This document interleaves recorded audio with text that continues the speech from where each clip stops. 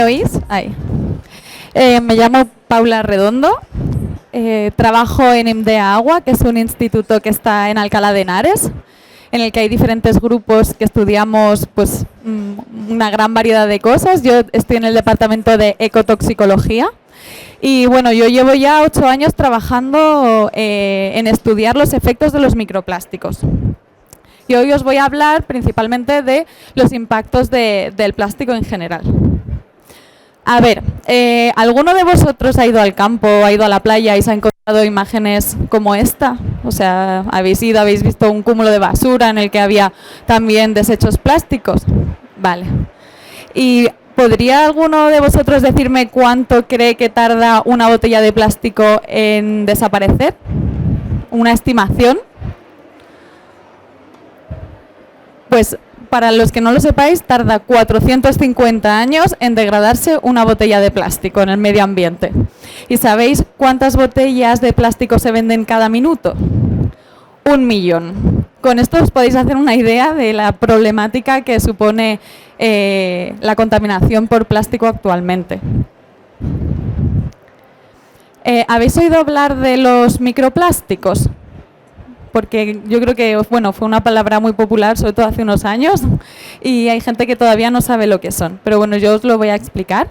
En el medio ambiente, cuando entra un plástico grande, por ejemplo una botella de plástico, se va degradando con el tiempo en partículas de plástico más pequeñas. Cuando un plástico es más grande de 5 milímetros se considera macroplástico, que puede ser una botella de plástico o pueden ser partículas pequeñas. Aquí he traído unos ejemplos de plásticos de unos 5 milímetros. Si luego los queréis ver o los vais pasando. Estos son, bueno, los verdes y los azules proceden de materiales como de productos como una botella de detergente o una botella de champú.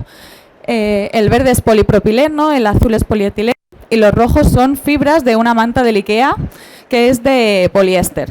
O sea, son materiales que se utilizan, son plásticos que se utilizan en el día a día. Y cuando estos plásticos entran en el medio ambiente se van degradando por fuerzas mecánicas como las olas del mar o por la radiación ultravioleta, y también se pueden degradar por los microorganismos que hay, que es la biodegradación.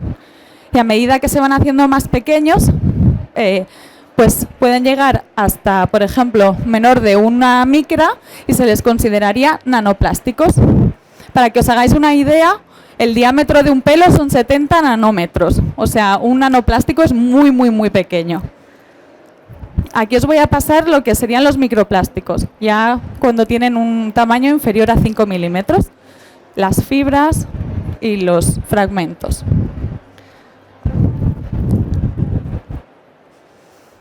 ¿Y sabéis cómo llega el plástico al medio ambiente, por ejemplo, al océano?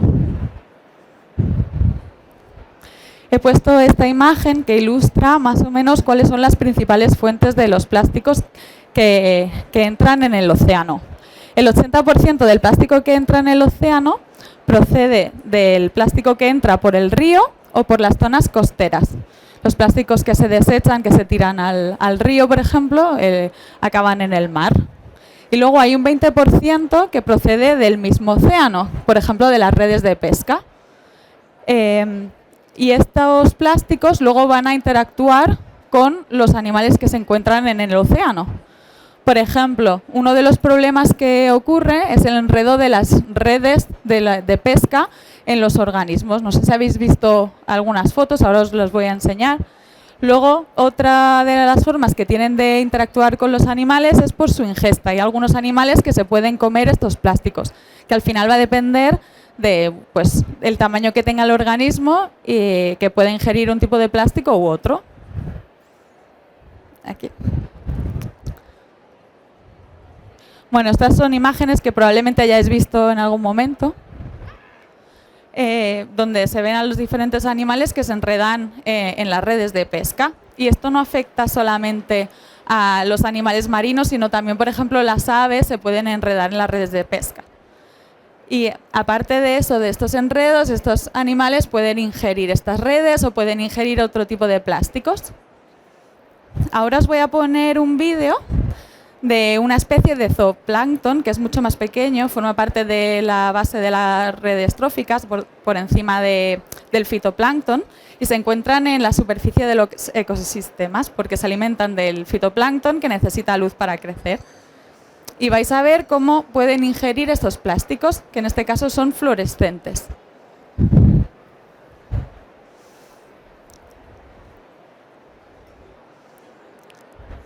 Esto se hace en el laboratorio y se expone a estas especies a grandes concentraciones. En este caso es poliestireno fluorescente con una forma esférica. Como pone en el vídeo, estas especies filtran su comida, entonces están, digamos, filtrando estos plásticos e ingiriéndolos como si fuera su alimento.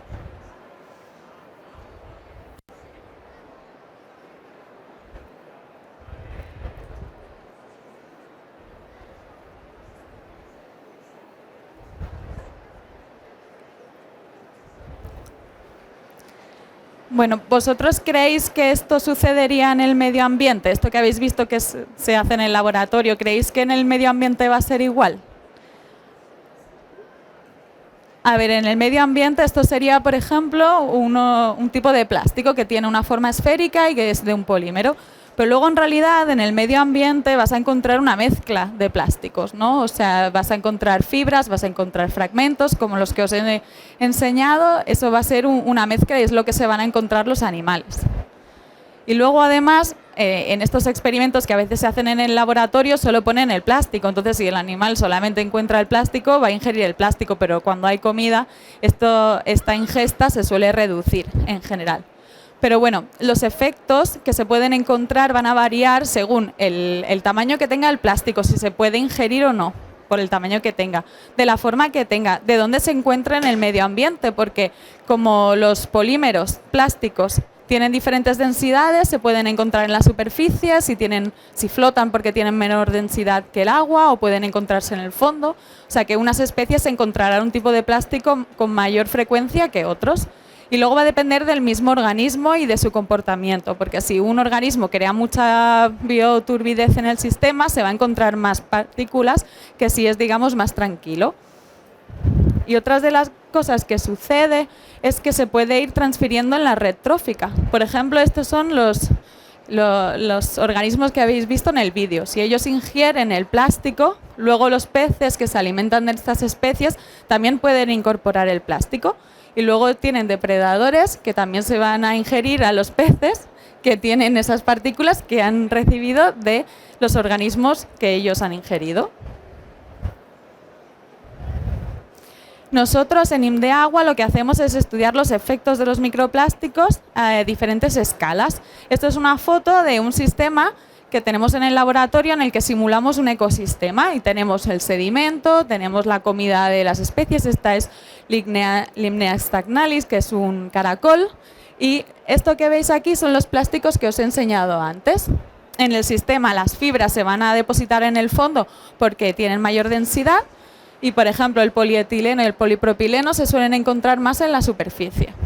Entonces, exponemos a diferentes especies, a estos microplásticos, a diferentes concentraciones y estudiamos los efectos que tienen. Si afectan a su supervivencia o si reducen su tamaño o afecta a su reproducción. Por ejemplo, si estos organismos ingieren los plásticos y los retienen, al final van a comer menos comida propia y van a reducir su tamaño con el tiempo. Pero bueno, esto no sucede siempre. A veces los organismos no los ingieren porque seleccionan bien su comida o a veces incluso los ingieren y los pueden defecar sin ningún problema. O sea que esto va variando según las especies y según los plásticos a los que se expongan.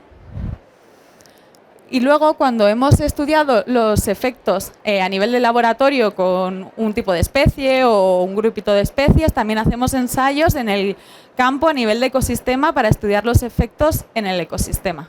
¿Y qué hacemos con toda esta información? Cuando conocemos la concentración a la que se ve afectada una especie, luego lo que hacemos es evaluar el riesgo. Y el riesgo es diferente al peligro, que a veces son términos que se confunden.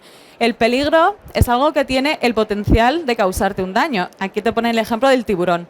Si tú estás en la orilla, estás viendo el tiburón, no hay un riesgo para ti, pero bueno, es un peligro igualmente. El problema, el riesgo está en que tú estés nadando al lado del tiburón. Pues pasa lo mismo con el plástico o con otros contaminantes que se estudian. Lo que hacemos es medir las concentraciones del contaminante, en este caso los microplásticos, en el medio ambiente y estudiar los efectos en los organismos y ver a qué concentración hay un efecto. Y los comparamos y vemos si existe un riesgo o no. Entonces, si por ejemplo una especie se ve afectada por una concentración que hemos encontrado en el ecosistema en el que se encuentra, podemos decir que hay un riesgo.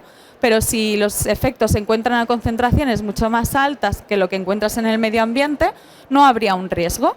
Y bueno, esto es una de las cosas que nosotros hacemos. Y en general los efectos que encontramos están por encima de las concentraciones que se encuentran en el medio ambiente. Así que en principio no habría un riesgo en los ecosistemas. Así que esto es todo. Si tenéis preguntas. Sí. Muchas gracias. ¿Alguien tiene alguna pregunta para pasarle el micrófono? Si no, estamos en aquel stand que también podéis venir a preguntarnos todo lo que queráis.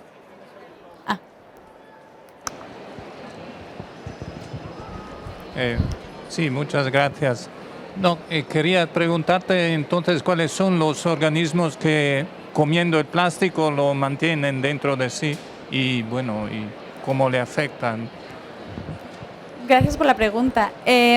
A ver, yo, por ejemplo, he testado 10 especies diferentes con un mismo polímero, con un mismo tipo de microplástico, que era poliestireno, con un tamaño, de un rango de tamaños entre 20 micras y 5 milímetros. Y lo que yo he visto es que solamente una de esas 10 especies se veía afectada. Y es un crustáceo, es un anfípodo, que genera mucha bioturbidez en el sistema. Entonces está todo el rato encontrándose los plásticos y además ingiere un rango de tamaños bastante importante. Y eso, lo que vimos es que a los 28 días reducía mucho su tamaño. Y luego a escala de campo hicimos un experimento para estudiar los efectos en la comunidad que duró 15 meses y a los 15 meses vimos que algunos gusanos habían reducido el número en gran cantidad. A lo mejor en los controles donde no tienes el contaminante había 800 gusanos y en la concentración más alta igual tenías 100. Entonces había una diferencia significativa, porque al final testas diferentes concentraciones y las comparas. Entonces ahí no puedes saberlo muy bien porque a nivel de comunidad hay muchos factores que están influenciando, interacción entre especies, pero ves que hay una población que se está viendo afectada, entonces ya puedes enfocarte más en esas especies, pero no sabemos exactamente cuál es el funcionamiento en ese caso, cuál ha sido el motivo, pero probablemente sea eso, que han reducido su número porque no estaban llenos de plástico y no estaban comiendo, alimentándose adecuadamente y al final no se reprodujeron. Gracias. Nada. ¿Alguna pregunta? ¿Más? Vale. Vale, pues muchas gracias.